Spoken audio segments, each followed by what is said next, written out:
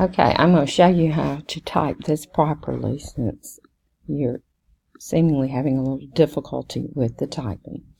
Okay, first of all, let's make this a little bit bigger. First of all, you've got to go up here.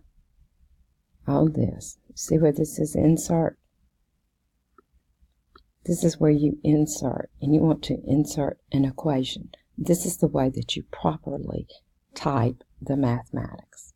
So we insert the equation, and if we want to type f of x, just kind of regular type in here, equals 4. Now, you're ready to do the x squared. That is the tricky part of this particular equation. Right here where it says script, you see e to the x, we hit right there.